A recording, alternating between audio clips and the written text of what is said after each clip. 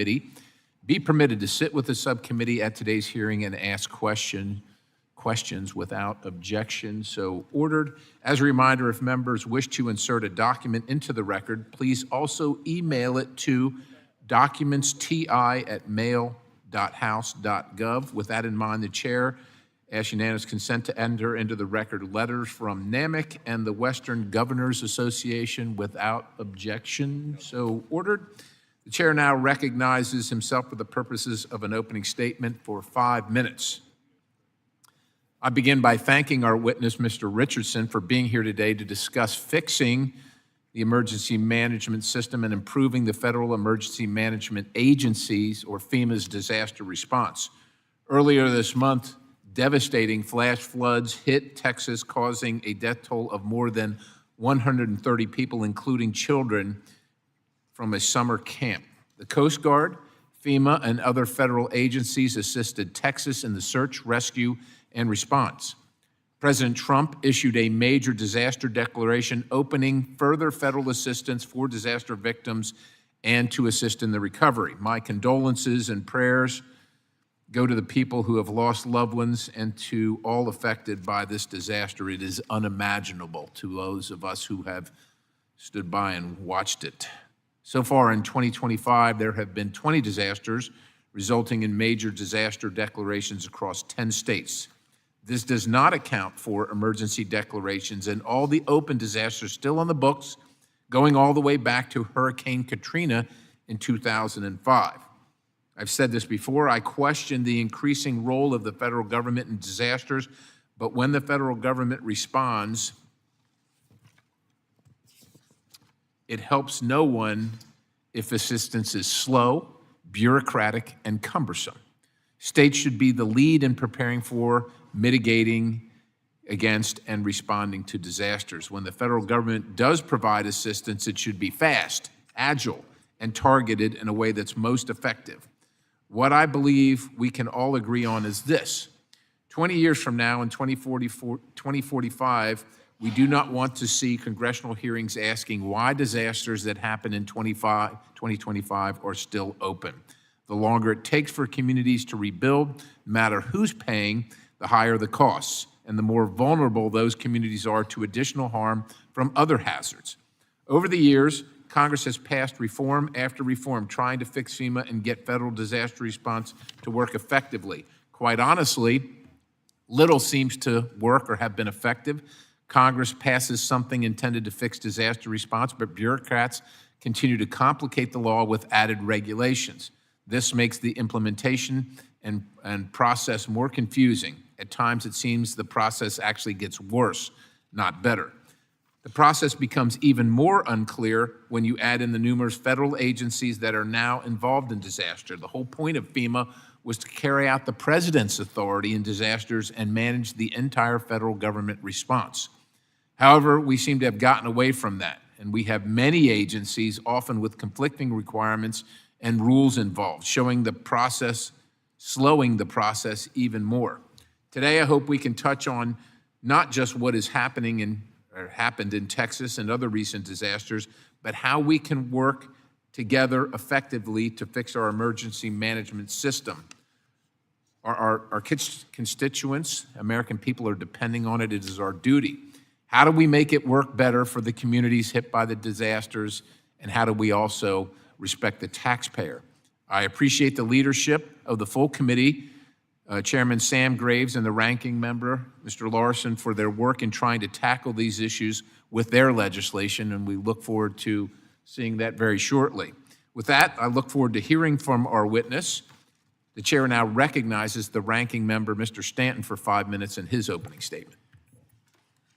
Mr. Chairman, before I begin my testimony, I ask for unanimous consent that the committee observe a moment of silence to honor the 135 lives lost in the Texas floods and to pray for the safe return of those still missing. Without objection, so ordered.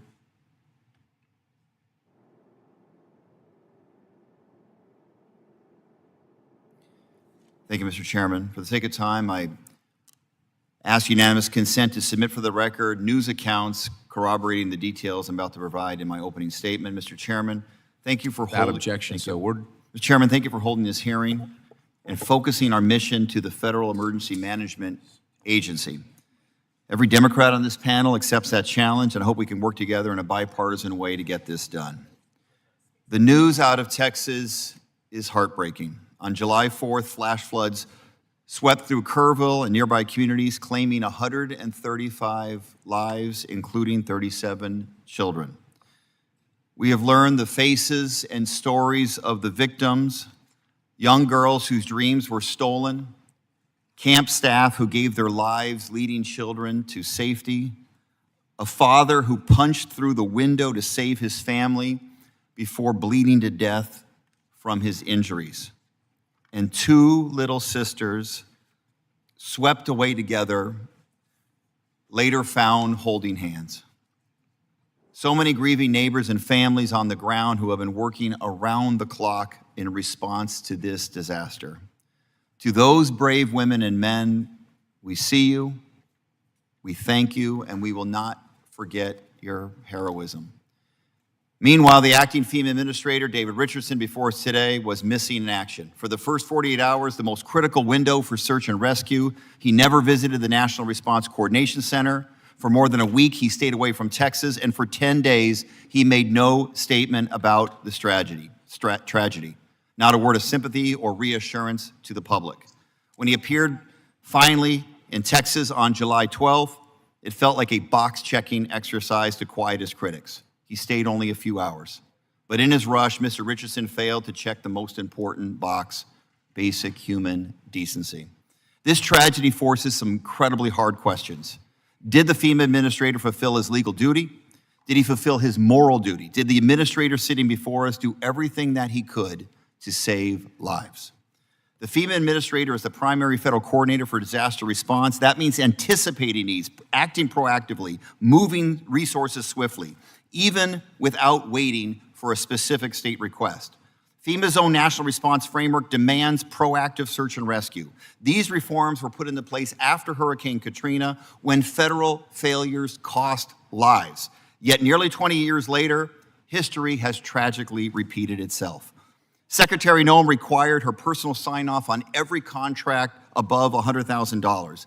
That bottleneck delayed urban search and rescue teams for more than 72 hours. By the time many urban search and rescue teams reached Texas, no one had been found alive for days. Days. On July 5th, less than 24 hours after the tragedy, FEMA's call center contract expired because of this $100,000 sign-off policy. The result, the vast majority of calls from survivors went unanswered. Families desperate for shelter and aid were met with silence. Can you imagine losing a family member, losing your home, and having your call go unanswered when you're looking for a lifeline? Yet on July 11th, with over 100 people still missing and search teams still working to find people, President Trump and Secretary Noem called it, quote, the best FEMA response ever, unquote. All while this administration was working to dismantle FEMA, the very agency whose workers were still risking their lives to save others. According to CNN, FEMA's search and rescue chief resigned in frustration over the Texas response. DHS bureaucratic hurdles cost his team critical time and likely lives. This committee has a duty to uncover why FEMA failed to meet its obligations and ensure no community ever faces these failures again. So I look forward to questioning Mr. Richardson about these stunning breakdowns in leadership and how we fix them. Thank you, Mr. Chairman. I yield back.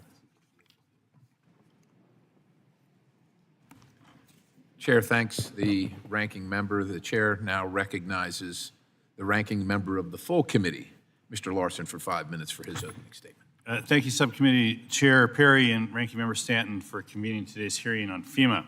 The importance of this hearing can't be overstated with the recent tragedy in Texas, as it was a devastating reminder that disaster preparation and response is a life or death matter. To quote former FEMA Administrator Pete Gaynor, emergency management is locally executed, state managed, and federally supported. The system was created so the federal government can step in when local capacity and capability to respond to disasters has been overwhelmed. This is how emergency management has worked since President Carter created FEMA by executive order in 1979.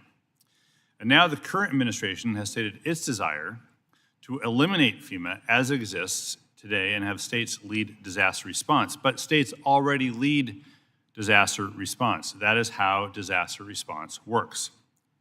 Dismantling FEMA does not empower states. It just slashes the federal safety net that serves as a backstop for critical phases of emergency management. This will not streamline disaster response and will unnecessarily inflate the impact and cost of deadly disasters. And it appears so far that 434 of 435 members in the House of Representatives agree that FEMA should not be eliminated, an outstanding majority for this body. Every congressional hearing on FEMA as well this year has concluded that FEMA should continue. And I expect that this hearing will reach the same conclusion. Now, despite clear congressional intent to the contrary, here are some of the actions the administration has taken to disrupt and dismantle FEMA since taking office. Allowing DOGE unlawful access to FEMA systems, including databases with disaster survivors' private information. Directed FEMA to eliminate all climate change-related activities and terminology. Fired 200 probationary workers and pressured over 2,000 more to quit or accept early retirement packages. Halted all FEMA work related to resilient building codes and construction standards. Stopped enforcement of the federal flood risk management standard, putting taxpayers back on the hook to rebuild infrastructure that is likely to flood again. Canceled FEMA's pre-disaster mitigation program, known as BRIC, despite clear evidence that these investments in mitigation pay for themselves many times over.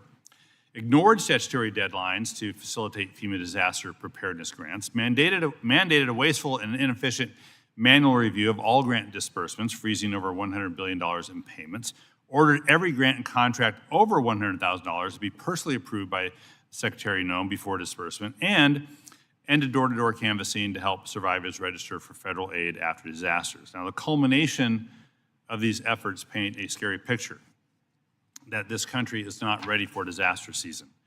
In 2017, Hurricanes Harvey, Irma, and Maria stretched the system. A similar hurricane season this year would break the system. So after reading your testimony, Mr. Richardson, I'm glad to hear that we both agree that FEMA should exist. That's why I've worked with Chairman Graves to draft the Fixing Emergency Management for Americans Act, or the FEMA Act. Our bill will restore FEMA to being an independent cabinet-level agency, creating a new public assistance program that gives incentives to states to prioritize resilience and rebuild quickly, improve FEMA's individual assistance program for disaster survivors by creating a universal application for federal assistance, making it easier for survivors to access resources for basic needs and housing, and restructure FEMA's mitigation programs to make funding accessible with greater speed and reliability. It does many other things, and it is based on bipartisan work of this committee and has bipartisan proposals from folks on this committee and off of this committee. We'll be introducing the bill this week after months of painstaking review and incorporation of stakeholder feedback. We're not waiting for a FEMA Review Council. We don't need to wait for a FEMA Review Council. We've been reviewing FEMA for a long time, and that's why the FEMA Act is getting introduced.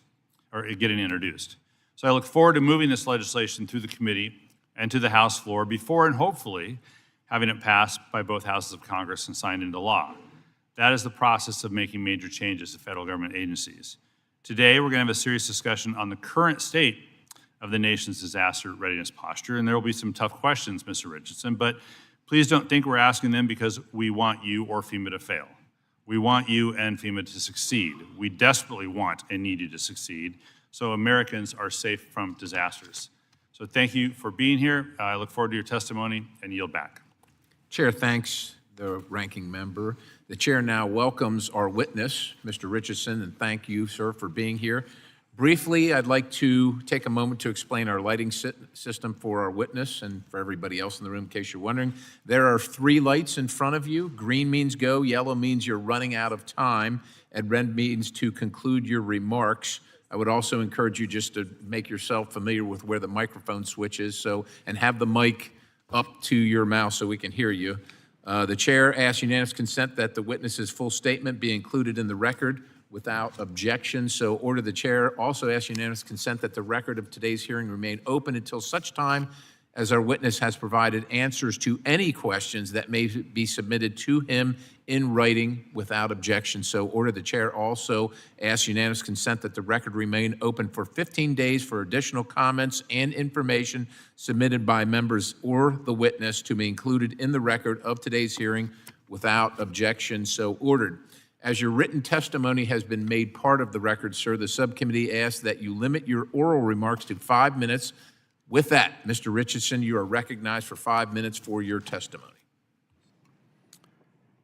Chairman Perry, Ranking Member Stanton, Mr. Larson, and members of the subcommittee, thank you for the opportunity to testify today.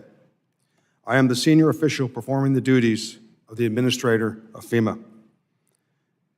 Before I go on, I'd be remiss if I didn't recognize the tragic loss of life in New Mexico and Texas after the recent flooding.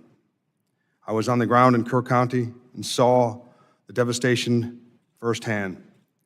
I'm a father, and my heart sank when I heard so many children perished in Texas. My heart goes out to all of those who have lost loved ones. That said, I'm honored to be asked by Secretary Noem to assume my current position at FEMA as we work to implement President Trump's vision of ensuring the American people get immediate, effective, and impartial disaster response and recovery. The President and the Secretary have called on FEMA to return to its statutory mission, and I'm taking steps to do exactly that.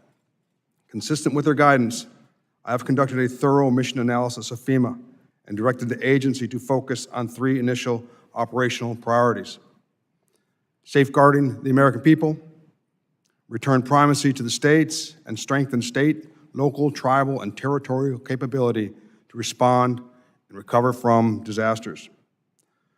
First, FEMA must refocus on survivor-centric response and recovery. FEMA needs to remove cumbersome processes for quicker recovery so Americans return to their homes and communities and rebuild faster. We must find the most innovative and creative methods available to deliver assistance to every American who qualifies for it, and while also communicating faster, more clearly, and through more modern means. Second, FEMA needs to return to a model where disaster response and recovery are locally led and state managed, with federal support available when needed. As the President has said, sometimes FEMA gets in the way. FEMA should never get in the way. The original intent of FEMA was to help state, local, tribal, and territorial partners build their disaster resilience, response, and recovery capabilities, and to provide resources when they are overwhelmed by the scope of the disaster. FEMA has lost sight of its original intent, but under the leadership of the President and the Secretary, we are returning to this mission focus. Moving forward, we will continue to encourage increased state and local investment and ownership of disaster activities. By doing so, we will be better postured to eliminate processes that create delays, backlogs, and survivor frustration, while also increasing coordination with state and local officials. And third, we must bolster our partners' operational readiness to support our homeland for the risk of today, as well as the threats of tomorrow. This means returning authority and responsibility to the states and improving our programs and leveraging technology to deliver that support that communities and survivors need when they need it. The more we build our partners' resilience, the more prepared our nation will be. By emphasizing these operational priorities, we have narrowed FEMA's focus to what it should have been all along, making sure that resources are brought to bear to help communities on their worst day. We are focused on cutting through red tape and ensuring that when federal assistance is warranted, we deliver assistance to survivors rapidly, regardless of the political affiliation, race, or creed. But these are just the initial steps. The President has appointed Secretary Noem and Secretary Hegseth to lead the FEMA Review Council, which is conducting a comprehensive review of the agency. The Council is dedicated to reimagining, not just reforming FEMA. To that end, I will ensure that FEMA is fully cooperative with the Review Council. We respect the independence of the Council's review and will welcome its recommendations. I am confident that the Council will offer the President actionable recommendations for a more efficient federal disaster response, which is refocused on serving Americans during their darkest days. Additionally, the President has issued several executive orders to streamline government, and Secretary Noem and I are committed to ensuring that those executive orders are carried out both in letter and spirit. Finally, I am a longtime public servant. I served in the United States Marine Corps as a ground combat officer, leading Marines in deployments to Afghanistan, Iraq, Africa, and FEMA. And before FEMA, I served as the Assistant Secretary for DHS's Countering Weapons of Mass Destruction twice. As long as I am in this role, I will ensure FEMA remains singularly focused on the core mission. This subcommittee has an important voice in this process of change, and I look forward to working with the committee on the FEMA of tomorrow. Thank you again for the opportunity to testify today, and I look forward to your questions. Chair thanks the gentleman for his testimony. We will now turn to questions. The chair recognizes himself for 5 minutes of questioning. Mr. Richardson, last week, members received a briefing from the Federal Emergency Management Agency, the Coast Guard, and the Army Corps of Engineers on the ongoing response to the Texas floods. And I know we're still in the response mode with over 130 fatalities and 100 people still missing tragically. However, we do not know when the next disaster is going to happen. And so I know that we're looking for after-action reports, but I think I need to turn to some of the questioning, or at least a testimony today, because it countervails what we heard yesterday or last week directly from FEMA, from Mr. Turi, when I asked him particularly about response times to the call center. Now, we understand from Mr. Turi that when there is a disaster occurring, that disaster is the one that receives precedence. So you might be getting calls into the call center from across the country, but the ones outside the disaster response area are put kind of behind the ones that are a priority, which is the disaster that's occurring now. And in that case, wait times were significantly reduced based on what we're hearing from the ranking member here. And look, we just want to have the correct information. We don't want to say that anybody is distorting the truth, but we got to make decisions on the correct information. So the information we got from Mr. Turi countervails what we're hearing right here in the committee today. And so I'm hoping you can elucidate us as to what you know about the call center response time. We also know that people from around the country that call and don't receive an immediate pickup from the call center hang up, but those are still counted as calls into the response center, and they're aggregated into the response time. So can you, as well, we also heard that FEMA did not receive a request from the state until Monday. So there was no request prior to Monday for FEMA to get involved in the disaster response recovery effort. And so I'd like you to elucidate, if you could, any of that information that we received from Mr. Turi last week. So thank you for your question, Chairman Perry. First, to the call center. So anytime that there is a disaster, we surge support to the call center to address those calls. And that's what we did. And so the disaster happened on Friday, and then there was Saturday and Sunday.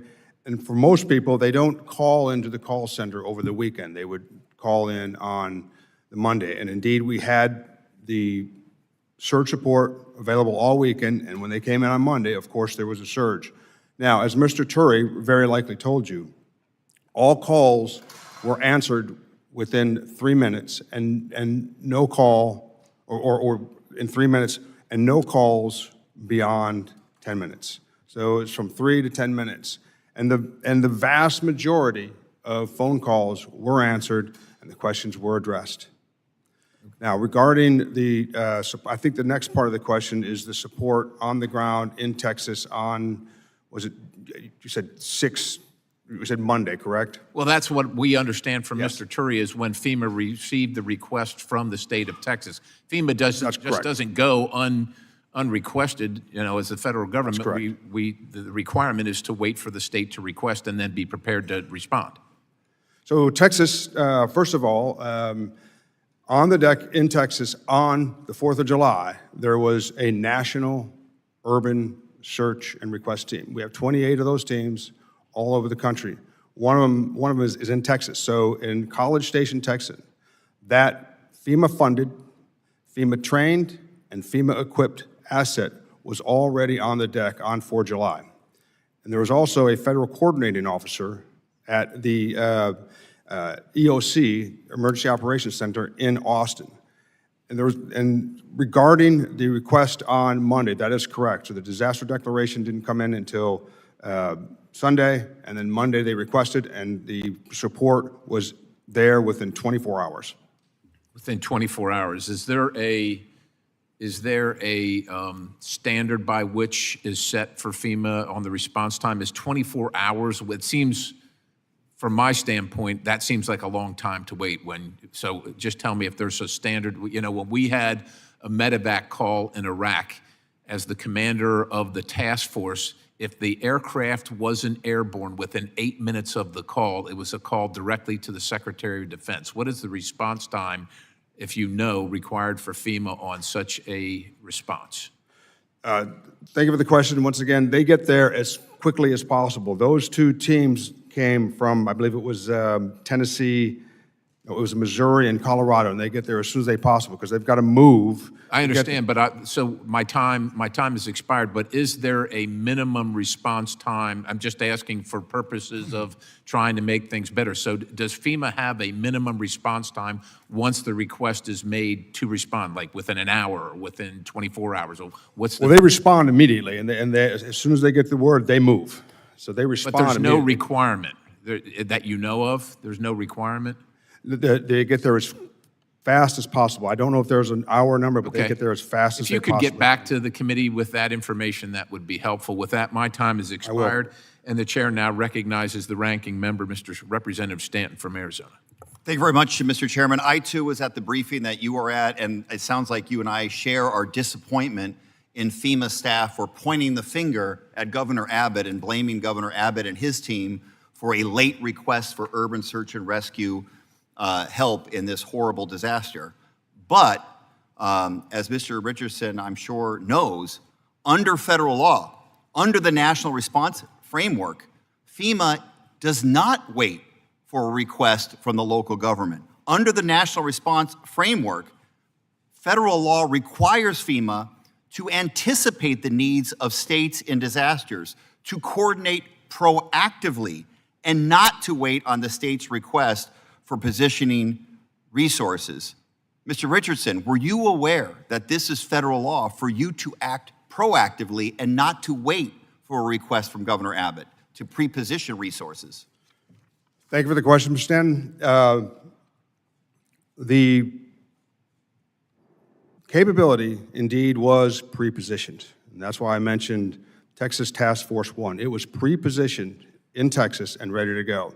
Once again, that's a federally trained, federally equipped, and they were. Mr. Richardson, I got to cut you because I have a short time. You need to talk to your staff because your staff was pointing the finger at Governor Abbott and say the lack of urban search and rescue proactivity was based upon a late request from the governor's office. My belief, and it sounds like your belief, is that the requirement for you as the FEMA administrator is to anticipate, in light of the weather reports and how bad it was going to be, was to pre-position those urban search and rescue folks in advance. And I believe that FEMA has failed in that mission because there could have been a lot more urban search and rescue there later. They weren't there until 72 hours after the tragic incident. How many times have you met with President Trump since you've assumed this role? I have not met with President Trump. How many times have you spoken with President Trump one-on-one in your current capacity? I correspond with the president on a regular basis. Where were you on July 4th and July 5th of this year? On July 4th, I was on vacation. When did you return from your vacation? I returned the next day. So on July 5th, you returned to Washington, D.C.? I spent the entire vacation in my vehicle speaking on my phone to either the state of Texas or DHS, coordinating for the events in Texas. Were you on the first plane back to Washington then from your vacation? I was in my truck with my two boys and myself. I was in my truck. I remained in my truck the whole time. When did you first learn of Secretary Noem's $100,000 sign-off policy, and did you warn her or anyone at DHS about the potential for delays in FEMA's ability to respond as a result of that policy? The Secretary signs anything that comes across her desk nearly immediately without undue delay. And I never had a concern about the $100,000 memo, never concerned me. I've never seen it cause any undue delay. The $100,000 sign-off policy did not delay your ability to proactively put forward resources, urban search and rescue resources in place as soon as you knew about how bad the flood was. Under President Trump's leadership and Secretary Noem's leadership, their exceptional leadership, the support that was so critical to the people and the state of Texas on their worst day was on target, on time, and that is what they told me. Yeah. That's what the president said. That's what the secretary said. Texas got what they needed when they needed it. So your lack of visibility in the hours and days and even week after this horrific flood that cost so many lives is shocking. Secretary Noem was very present. You were not. Did President Trump, Secretary Noem, or any official at the White House direct you to stand down during this crisis? I was in constant communication with the state of Texas, DHS, and the White House, handling the disaster immediately when I found out. And I remained so for the entire time. Constant communication with the emergency manager in the state of Texas, NIMKID, as well as Region 6, as well as communication with the White House and Secretary Noem. I was on full duty, full time. Mr. Richardson, you were nowhere near Texas at the critical moments in the search and rescue, and you did not even show your face for more than a week after the flood. You are the administrator of this critical agency. You're the leader, but you did not lead as you are required to by federal law. But worse, you seem uninterested to learn what went wrong and how to respond better. Do the victims and survivors in Texas deserve an apology? What happened in Texas was an absolute tragedy. It's hard to fathom. I went to Texas. I flew over. It was an absolute tragedy. My heart goes out to the people in Texas. Yeah, I know that there was... That was intended as a yes or no question, and I'll appropriately take that as a no. Mr. Chairman, this wasn't just incompetence. It wasn't just indifference. It was both. And that deadly combination likely cost lives. I yield back. Gentleman's time has expired. The chair now recognizes Representative Vizell from Mississippi. Thank you, Mr. Chairman. And thank you, Mr. Richards, for being here, and thank you for meeting with me earlier last week. We discussed numerous FEMA issues the other day. For years, the agency has struggled to respond effectively to disasters, both before and after they occur. A couple of months ago, one of the county managers from North Carolina testified before this subcommittee and reflected on the fact that FEMA did not even pick up the phone when tragedy struck. Within my own district, as we've discussed projects that still linger after Katrina, we're coming up on the 20th anniversary next month. 20 years after the deadly hurricane, my office is still battling with FEMA over issues from that hurricane.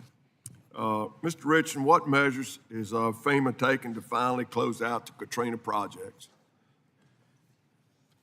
There's a great emphasis on closing out the FEMA projects. It's one of my discoveries during the full mission analysis at FEMA that we have a long ways to go on closing out all the open disasters. In fact, just this morning, I was briefed on the open disasters. And that's one of the challenges we find with FEMA, that it's, there's too many bureaucratic processes in the place for closing out the disasters. You gonna work on cutting out some of those bureaucratic issues? Indeed I am, sir, and I would be glad to collaborate with you, come see you, and talk you through how we're doing that. Thank you. Kind of switching gears here just a minute. Last Congress, I asked Administrator Criswell to consider the flood maps provided by locals in my state. I am encouraged by the positive feedback from that, and I want to continue on with the conversations about that between FEMA and the stakeholders in Mississippi. A more informed consumer base armed with clear signals about their flood risk would lead to a better insurance participation, stronger risk pools, and encourage flood mitigation investments that reduce flood insurance premiums and help the taxpayer. How is FEMA modernizing NFIP to meet the need for property-level risk flood management? So the National Flood Insurance is a challenge. The floods are the most damaging disaster that we have, and that's that costs billions of dollars a year. So what I can say is that we are looking at ways to modernize. And I don't want to get ahead of the FEMA Council, because I know that the FEMA Council is also looking at ways to modernize the flood insurance program so that we can all benefit from it. Right now, as I mentioned, it's very expensive, but we always pay out the premiums at FEMA. Thank you. Mr. Richardson, many states depend on preparedness grants for approaching disasters. Currently, we are in hurricane season, as you well know, and these grants are vital for preparation and mitigation. Mr. Chairman, I request to submit for the record a letter from Representative Davidson and Representative Lansman to Secretary Noem and Mr. Richardson. Without objection, so ordered. Mr. Richardson, can we expect the notices of funding opportunities for FY25 grants to be released? They're currently 68 days behind their past due date. I have good news. As we speak, notice of fundings are going out the door. Great. Well, that's really good news. Lastly, Mr. Richardson, have you been able to read through the bipartisan work product the committee has introduced on FEMA reform? And what's your opinion of the reform draft? Indeed, I have. Can you repeat the last part of the question? You know, have Mr. Zell? you been able to read through the reform we've asked, and can you give us your opinion about the draft? So I read through the draft, and because I've done my own thorough mission analysis at FEMA, I'm pretty familiar with the language in your draft. And there was a couple of things I saw. And although it didn't address mission creep necessarily, what I did see was that it was restricted to the statutory missions of FEMA, which is good, because what I discovered during the mission analysis, there's a lot of mission creep. A couple other things I saw in there. There was a large emphasis on coordination. I think part of the mission creep at FEMA is that there's boots on the ground where we should be doing more coordination. I do believe I saw something in there on continuity, which is outstanding. And then I think there could be better survivor interface, and that's also something that was in the draft language. Thank you, sir, and I appreciate you being here today. And Mr. Chairman, I yield back. Chair thanks the gentleman. The chair now recognizes the ranking member of the full committee, Representative Larson from Washington. Thank you, Mr. Chair. Mr. Richardson, your testimony says that you've been asked to, quote, return FEMA to its statutory mission, and you mentioned that a couple times. So I have a list here compiled by the Congressional Research Service of the 518 actions that the law mandates FEMA needs to do. And currently, FEMA doesn't follow all these laws. It's 518 statutory missions.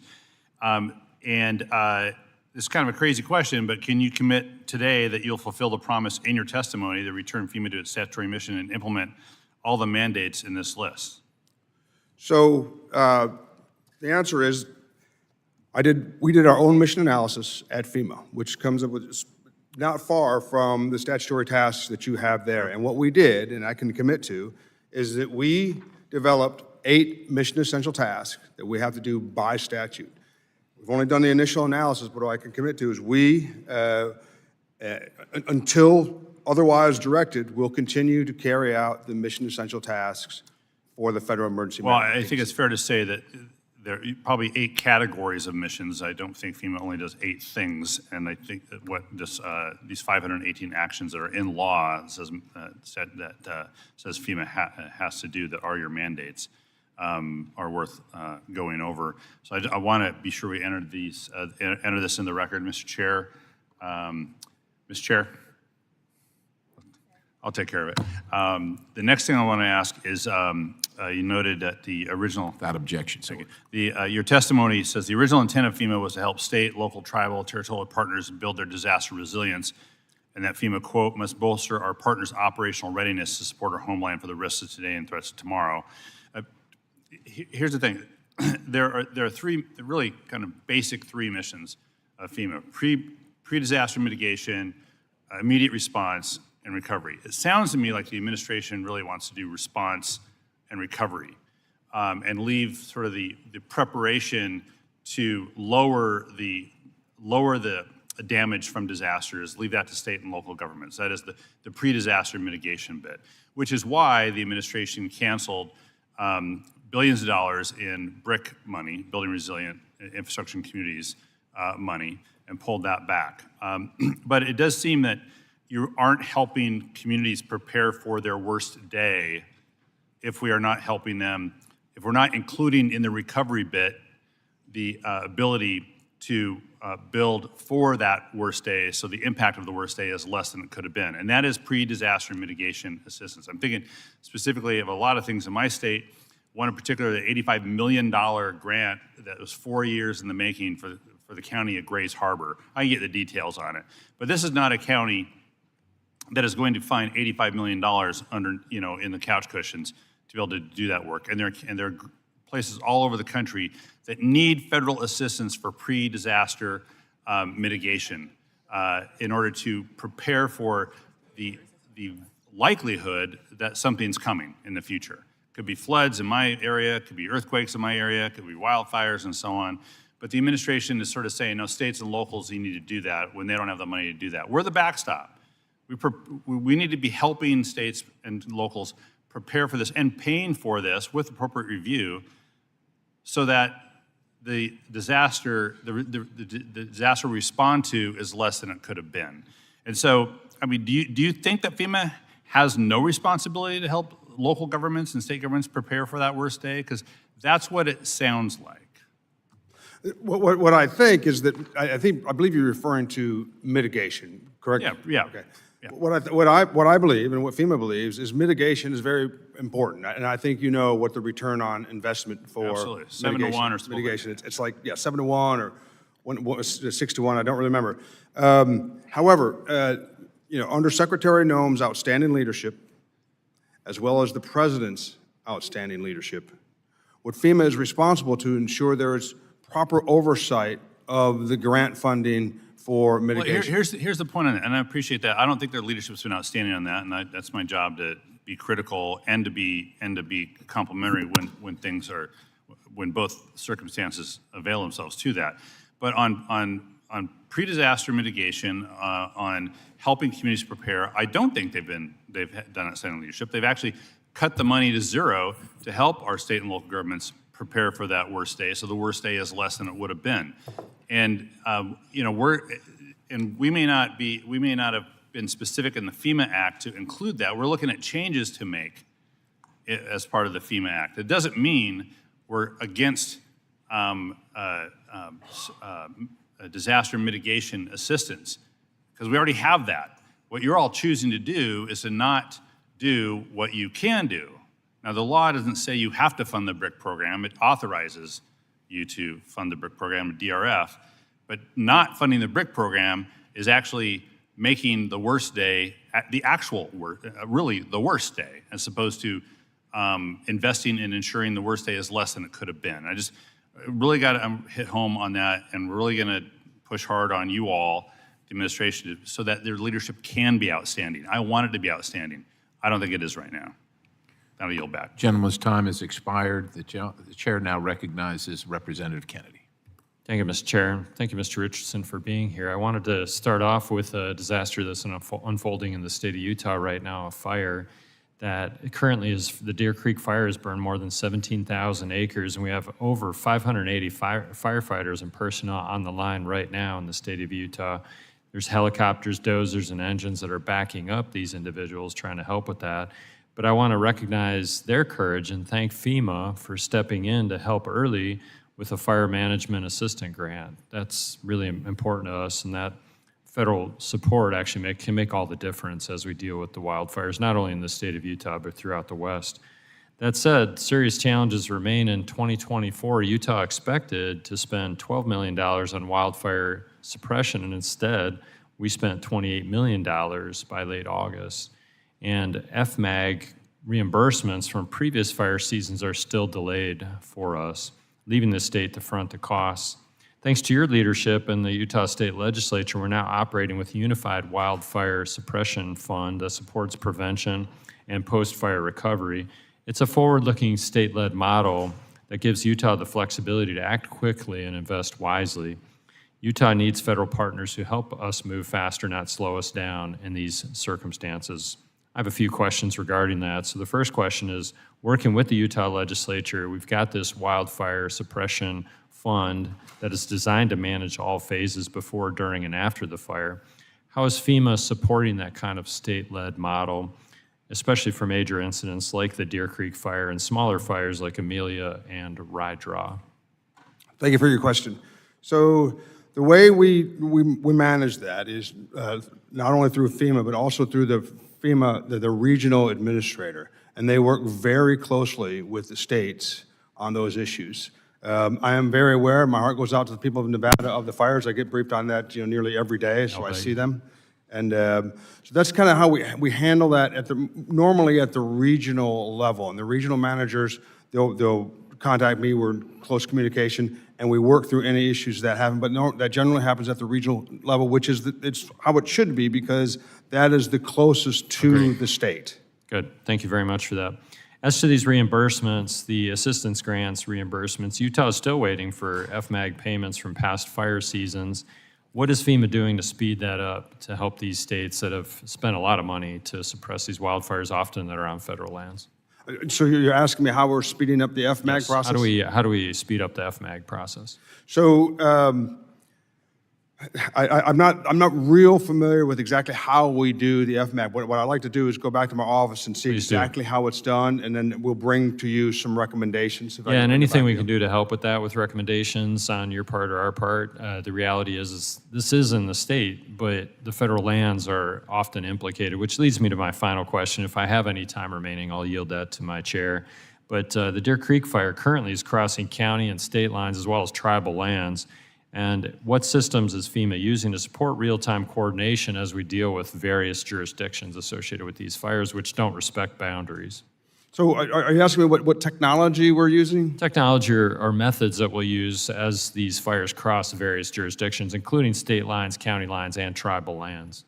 Once again, I'm going to have to get back with my staff, and I'll circle back with you. Please do. Thank you very much. I don't much. know the exact answer to that. Mr. Chair, I'll yield time to you if I've got about a minute left, so please. Chair, do. thanks the gentleman. Mr. Richardson, in previous questioning, it was implied that FEMA is, I think, uncaring. And many of us on either side of the aisle here have certainly plenty of, I think, justified criticism of FEMA. But in regard to the Texas fire or Texas flood and the search and rescue effort, is my understanding in the briefing last week that the governor requested the Coast Guard, indeed close by, one unit located in Houston. Neither unit could get to the site of the flooding and actually do search and rescue or recovery operations due to weather. And as a matter of fact, one of the members of the Coast Guard has been highly decorated for his actions on the ground there. Can you, look, like I said, we just want to make sure that we level set here and we understand what happened, what FEMA's role was, what FEMA was prepared for, but what was actually used by the governor. If FEMA was stationed on site, but the governor didn't want FEMA there because he wanted to use the Coast Guard because of a pre-existing relationship or because of capability or location, that's important to know now. Can you provide or shed any light on that issue? Definitely, and thank you for the question. So let's back up. So from the second that I found out about the horrible disaster in Texas, what I was doing was coordinating, okay, from where I was coordinating to ensure that these assets were being applied to the disaster. Now, Texas Task Force 1, which is a FEMA paid for and equipped asset, was working also with the emergency state manager, but they also have a direct relationship with the Coast Guard, CBP, Public Health, and the Texas National Guard. So there were other forces on the ground that were either federal forces like Texas Task Force 1, which is a national, and then there was also other DHS assets. And through Secretary Noem's extraordinary leadership, my coordination, we made sure they were available to the Emergency Operations Center. Appreciate the answer. The time of the gentleman is long expired, and I want to respect everybody on the committee. The chair now recognizes the delegate from Washington, D.C., Ms. Norton. Thank you, Mr. Chairman. Mr. Richardson, the Potomac River is the only source of drinking water for the nation's capital, which I represent. The Army Corps of Engineers produces the drinking water for the nation's capital, and the Army Corps only has 1 day of backup water supply. This poses a significant risk to the residents of the nation's capital, the operations of the federal government, national security, and regional economy. What steps, if any, has the Federal Emergency Management Agency taken to prepare for the possibility that the Potomac River could become unusable for drinking water at any moment, whether through man-made or natural events? Ms. Norton, thank you for your question. And the first time this came to my attention was yesterday afternoon. And before I left the office, I asked my staff, I said, we need to get together a information so that I can go sit down with Ms. Norton and walk through this. And we need to know all the issues. So if you would allow me to come and talk you through this and figure out how we're going to address this, I would appreciate it. Very much. I'd appreciate your coming. Do you believe that human activity, particularly the burning of fossil fuels, is the primary cause of climate change? Thank you for the question, Ms. Norton. What I believe is, I'm the sitting in the chair of the FEMA administrator. What I believe that we will address disasters regardless of their origin. Well, do you believe that the frequency and severity of natural disasters in the United States are increasing?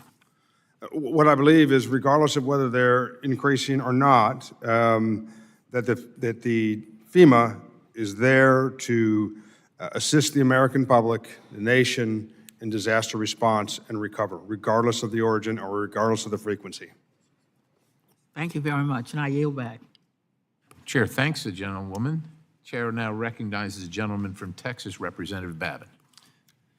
Thank you, Mr. Chairman. I appreciate it. And also thank you, Administrator Richardson, not only for being here, but also for your service as a Marine. Thank you so much. The tragic events that took place during the flood in the heart of the Texas Hill Country has shaken us all very, very deeply. But for me and many families in my district, this hit pretty close to home. The Hill Country is home to Camp Mystic, Camp Stewart, Camp Waldemar, Heart of the Hills, many other ones, cherished summer camps. The children at these camps were heavily impacted by the flooding. My family's connection to these camps spans generations. As a matter of fact, my father-in-law, my brother-in-law were there in the 30s and 60s. I was a teenage counselor myself in the 60s. My own granddaughter had just returned from Camp Mystic's first term earlier this summer, and another one of my granddaughters was planning on attending Camp Mystic as well in the second term, but unfortunately, or should I say fortunately, she had a torn meniscus and we had to cancel.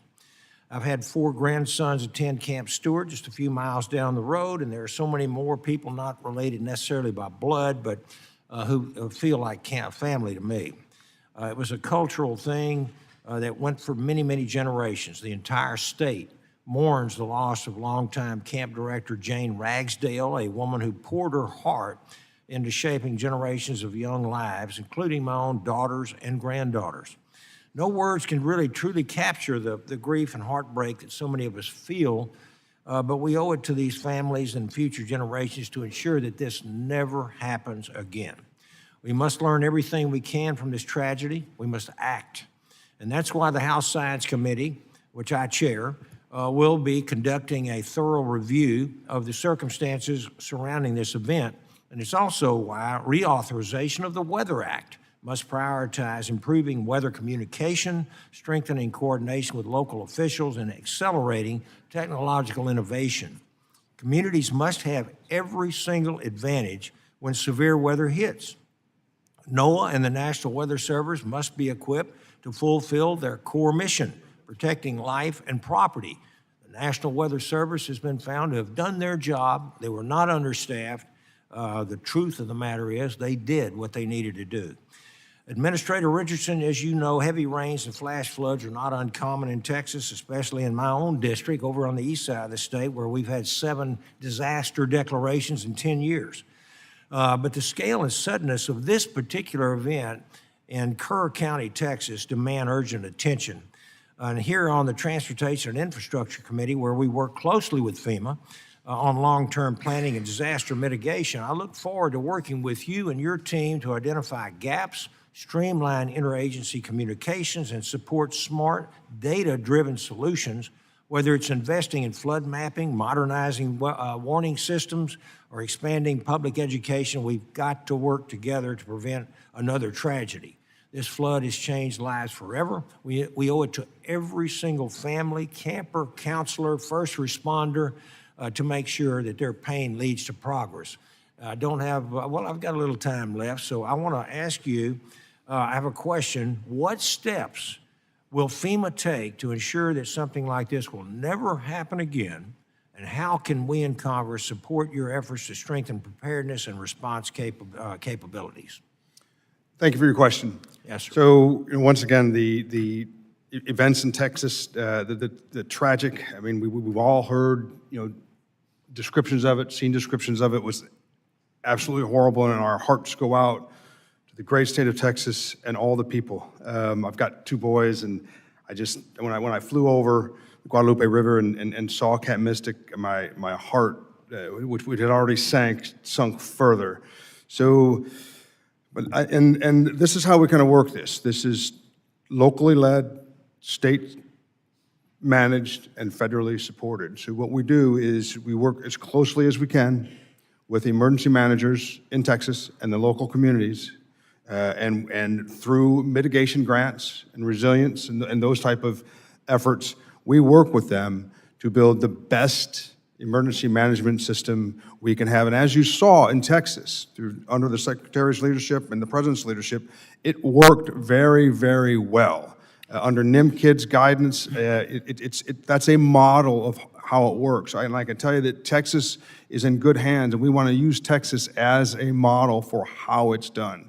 I spoke to, immediately when I found about the disaster, I was on the phone Friday, Saturday, and Sunday, almost constantly speaking to NIMKID, the region, and that crew there. And that's why that was the partnership between FEMA and the state and the local was the reason why that was handled so well, and why, although it's a tragedy, it was a model for how to respond to a disaster.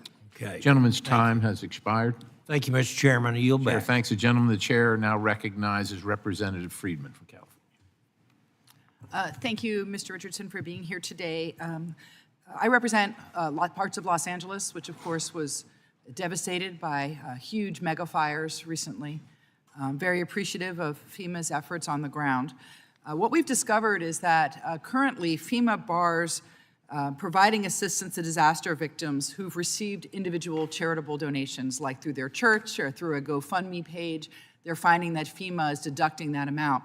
So I introduced a bill, Don't Penalize Victims Act, to ensure that charitable donations are not considered a duplication of benefits by FEMA. People aren't raising money to give it to FEMA. They're raising money to give it to victims to help them rebuild their lives. I would like you to say that you're willing to work with us on this and that you will support these efforts as they move forward. I would be glad to work you. What I like to say, there should be no politics in emergency management. I would be glad to work with you and glad to look into it. Thank you. Now, I'd like to continue on some of the questions that have been asked about FEMA's response to the horrific flooding in Texas. And as a mom whose daughter has gone to Girl Scout camp and been up in wild areas, that whole incident really broke my heart. So my heart goes out to everybody in Texas that was affected. The New York Times reported last week that on July 7th, 3 days into the emergency response effort, FEMA call centers responded to less than 20% of the calls coming in from disaster victims for help. That means more than 4 out of 5 calls went unanswered. And I can just imagine the frustration of people looking for loved ones, dealing with damage, dealing with incredible tragedy to find out that their government just wasn't answering the phone. Secretary Noem, however, claimed that on Meet the Press that the New York Times piece was, quote, fake news. So I'd like to clear this up for the record. Isn't it accurate that 80% of, at least, of the calls that went to FEMA call centers on July 7th went unanswered? When the tragedy struck, we knew there would be a... It's a pretty simple yes or no question. They either answered the calls or they didn't answer the calls on July 7th.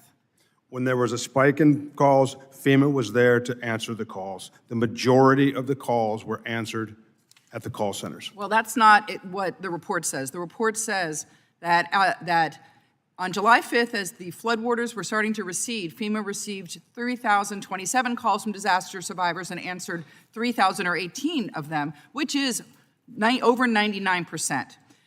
Contractors with 4 call center companies answered the vast majority of the calls. That evening, however, Ms. Noem did not renew the contracts with those 4 companies, and hundreds of contractors were fired, according to the documents and the person briefed on the matter. The next day, July 6th, FEMA received 2,363 calls and answered 846, or roughly 35.8%, according to those documents. And on Monday, July 7th, the agency fielded 16,419 calls and answered 2,613 of them, which is only 15.9%. That's shown by official documents. And FEMA officials were incredibly frustrated by the lapse in those contracts and that it was taking days for Ms. Noem to act. A little while ago, you said that part of your job you felt was to remove, you called them bureaucratic, closing out bureaucratic procedures.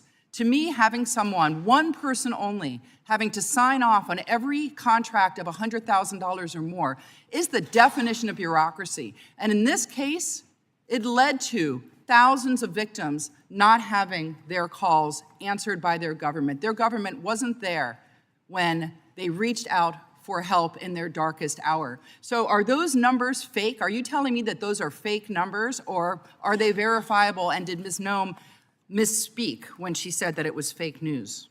What I can tell you is the vast majority of phone calls were answered. There was never a lapse in the contract. Secretary Noem, under her leadership, she's concerned about due diligence and making sure the American people get what they deserve. So in your from mind, tax dollars. 15.9% of calls being answered is the vast majority? So is that the benchmark now we're looking for FEMA to answer their calls? 15%, or in one case, 35% in a day, in the middle of this disaster, this huge disaster? I would have to agree with Secretary Noem, that's fake news. The majority of the calls were answered. There was never a lapse in contract. Well, that is absolutely not what the reports from these companies from the disaster says. They give specific numbers of calls that went unanswered, and I don't see how you can deny these reports, but I will yield my time back. Chair, thanks, gentlelady. The chair now recognizes Representative Onder from the state of Missouri. Thank you, Mr. Chairman. Yeah, thank you, Mr. Richardson, for being here with us today. Missouri experienced severe storms and flash flooding earlier this year on May 23rd, and we didn't receive a disaster declaration until last night. My constituents were frustrated by how long it takes to get temporary housing and debris removal assistance support from FEMA.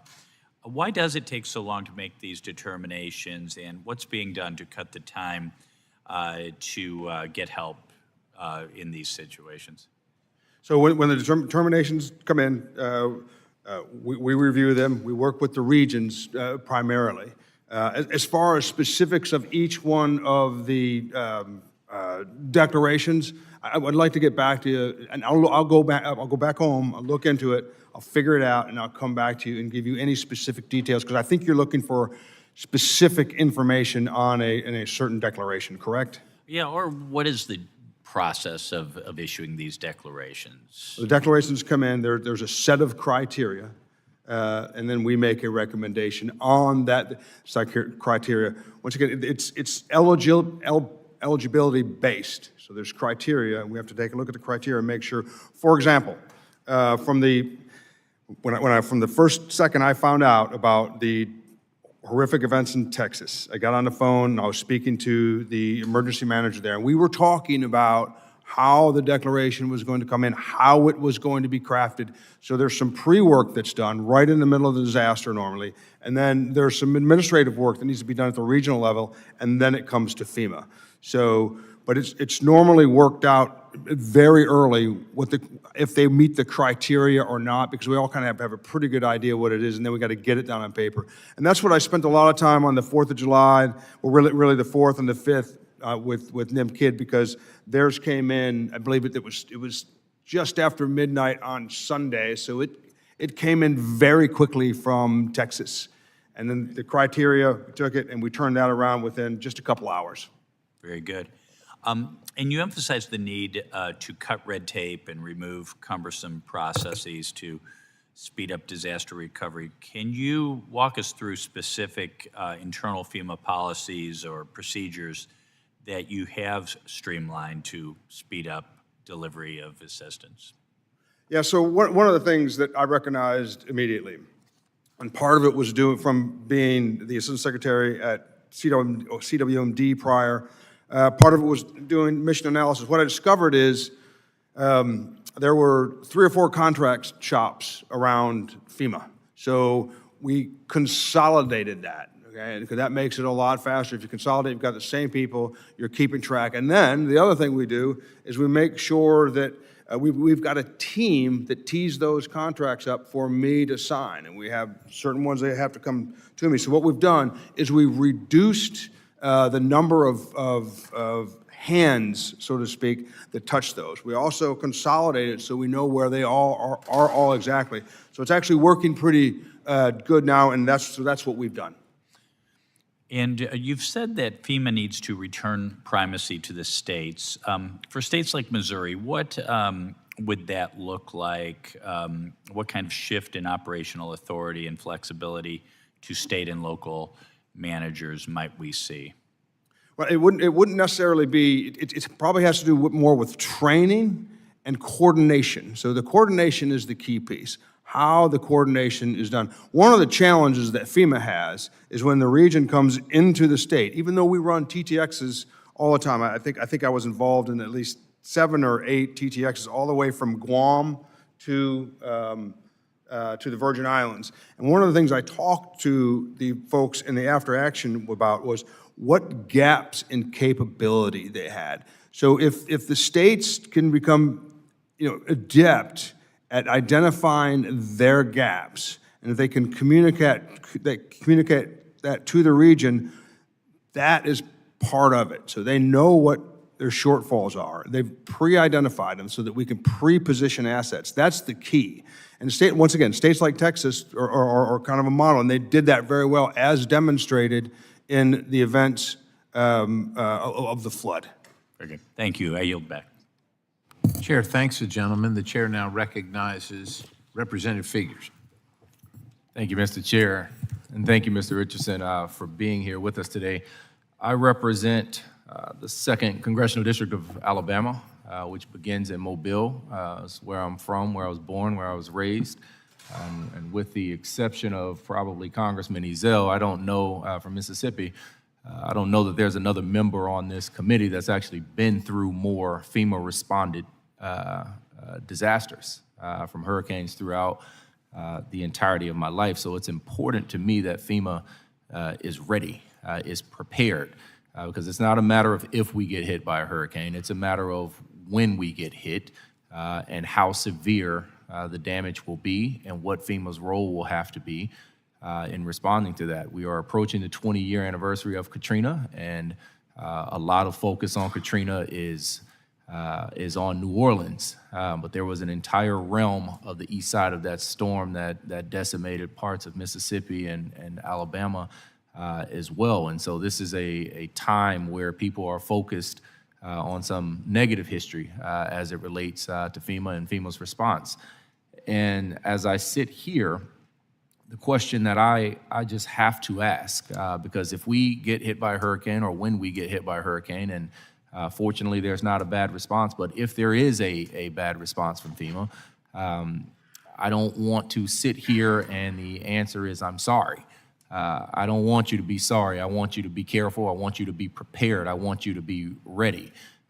So in light of what just happened in Texas, where, you know, a family of 5 from Mobile, a grandfather, a grandmother, their son, his wife, and their 5-year-old daughter were camping there in the hill country, and all of them, with the exception of their son, died.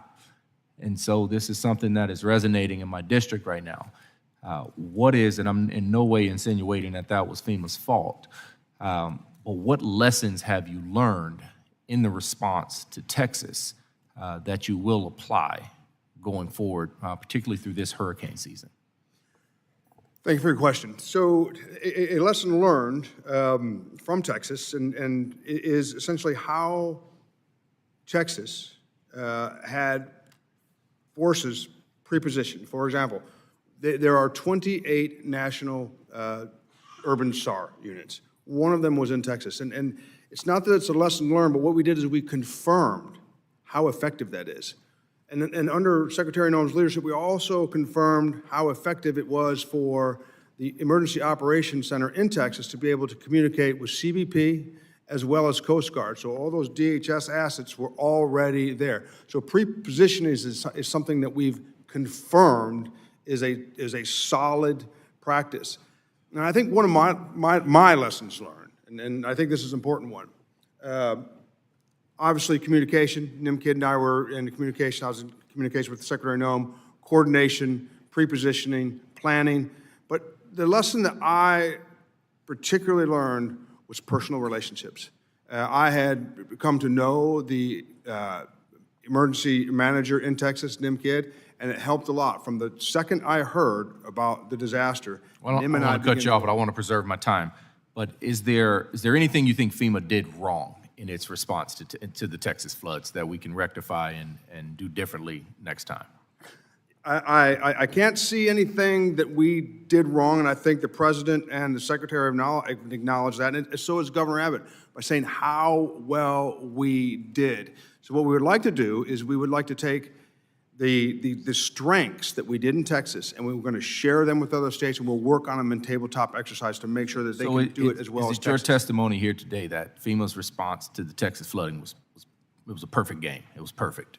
Well, nothing is perfect. However, I will say that it was a model, particularly at FEMA, the region, and the state level, that continuity. It was a model how disasters should be handled. And that's thanks to the President's guidance, the Secretary's guidance, Governor Abbott, the State Emergency Operations Center in Texas, the emergency manager, as well as the Region 6 manager. Well, one thing I would encourage is it's important to see leadership there on the ground when it happens. So if this happens in Mobile, we certainly want to see you on the ground, within a reasonable time of when it happens. The last thing I'll say is I know notice of fundings for FEMA grants just went out or are in the process of going out, the notice of funding opportunities, but they're 68 days late. And so my concern is making sure that you guys have the resources and the commitment to actually review the incoming applications in a manner where we will not end up in an excessively delayed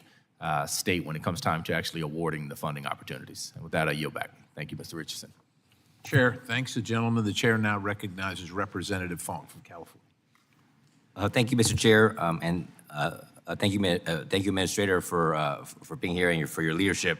A few questions. I represent a lot of rural communities in the Central Valley of California. We've been dealing with floods and fires for a very long time. The Burrell fire recently was the largest fire that ever hit Kern County, and I was wondering, rural communities have a challenge of capacity, and of course, coming from a large state, sometimes a lot of times the per capita indicator doesn't help rural communities. I was wondering if, from your perspective, has there been conversations about creating a county level or a zip code level threshold so that resources can go help these communities rebuild? Could you repeat the last part of the question again? Is there a way to help communities, rural communities rebuild when the tragedies and the fires and the floods, they don't hit the major disaster declaration? Is there a way are you guys looking at ways to adjust the per capita indicator to allow for more rural community rebuilding after a disaster? So I got your question. Thank you for the question. So the question is about rural areas and meeting the threshold. What I will say to that is that, and I don't want to get ahead of the FEMA Council, but the president wants for the country better emergency management, and it's reasonable to believe that piece that you're just speaking to would be a part of that. Because I don't personally come from a rural community, but my parents come from a rural community. I spent a lot of time in rural community. My best friend is a hog farmer in eastern North Carolina. I know what rural communities are. So it's reasonable that would be considered in something in the future, yes. I would certainly love to partner with you on that and your council. It's in an area where rural communities just don't have the capacity to, when a fire hits, significant impact to that community, and they may need resources, but they just may not hit the threshold of a major disaster declaration, and so we want to ensure that we right-size the response. Yeah, you have my commitment that I'll engage with you and we can kind of look at it and get your ideas. Thank you very much. I want to follow up from questions that my colleague from Utah asked.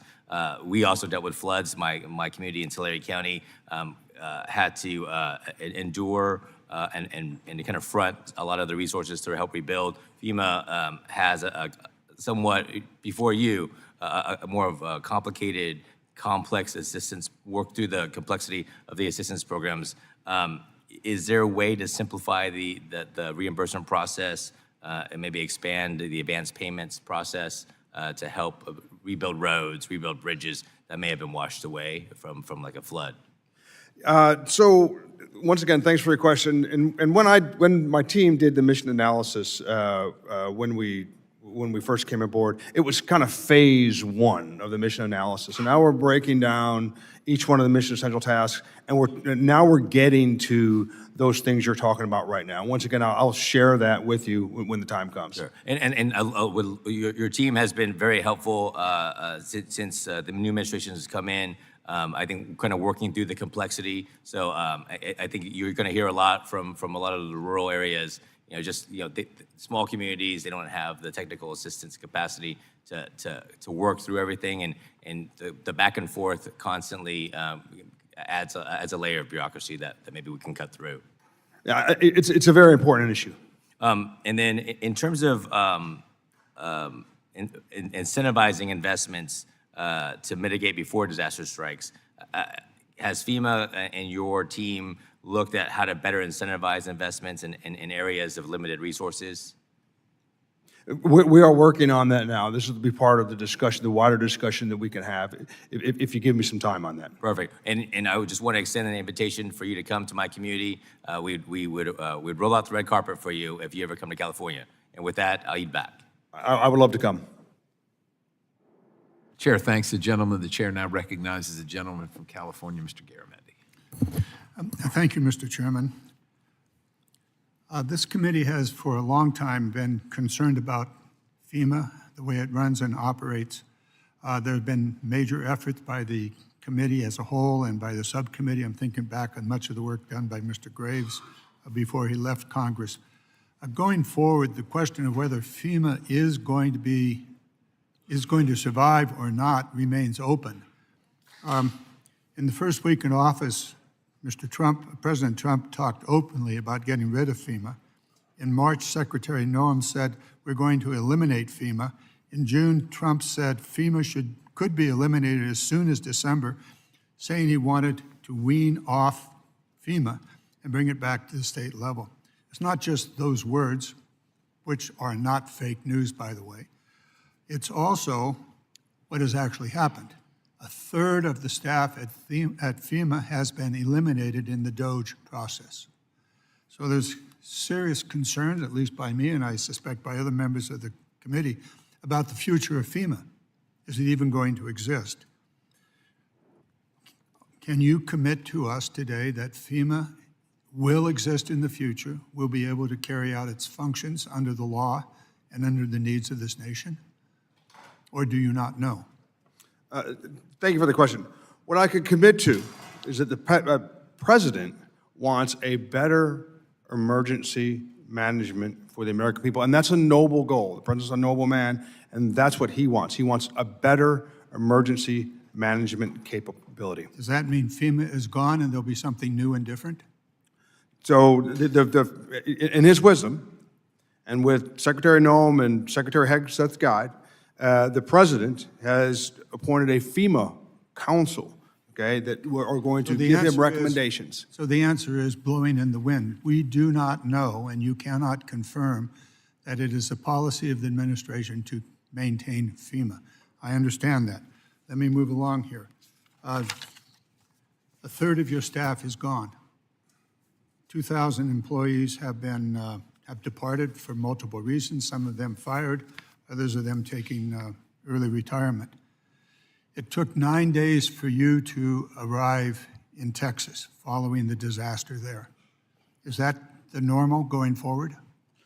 It took 3 days for your team to arrive, 9 days for you to arrive. Is that the new normal?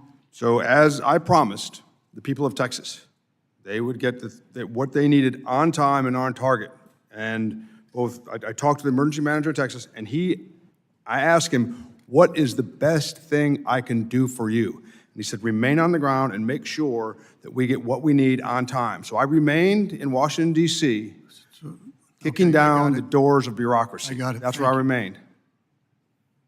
So the top leadership of FEMA is not expected to respond to emergencies across the nation. Instead, you're going to remain in your offices here in Washington, D.C. I got it. I did go to Texas, and I went to Texas to confirm with the people of Texas that I had delivered on my promise. We'll see if that delivery is real or not.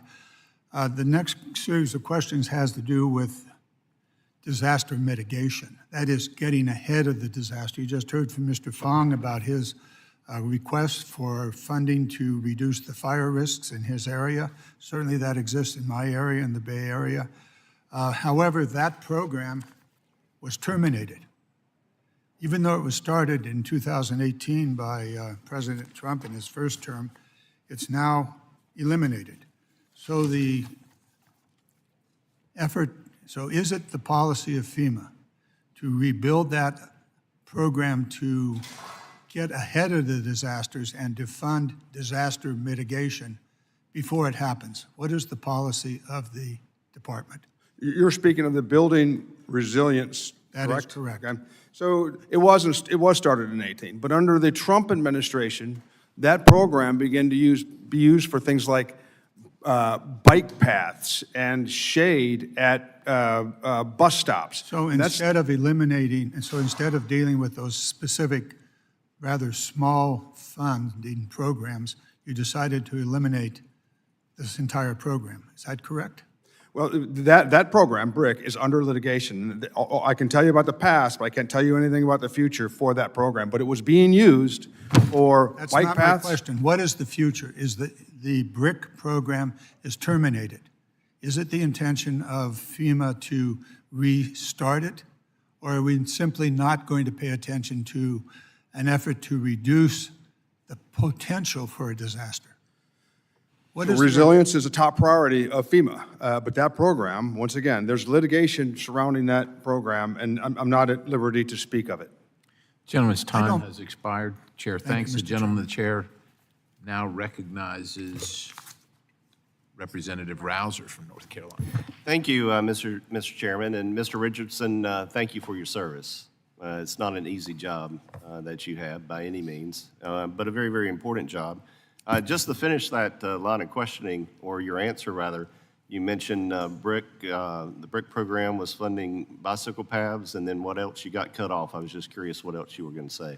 So there was bicycle paths, it was trees surrounding bus stops, and these grants have been used for a lot of rather what I would call odd things. For example, we put people up in the Roosevelt Hotel or illegal immigrants up in the Roosevelt Hotel with some of the grants. That wasn't necessarily a wise thing to do. We also have funded projects that made DEI ambassadors for the New York City Police Department.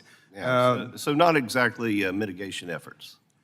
Right. During the Biden administration, it seems like there were a lot of the grants. A lot of the grants sound good, and then you dig into them, and they're not so good. I've got a note here on a handful of them, but so yeah, if you're housing folks in the or illegal aliens in the Roosevelt Hotel, that's probably not the best use of the American taxpayers' money. Okay. Looks good on the surface, but when you get into it, it's not.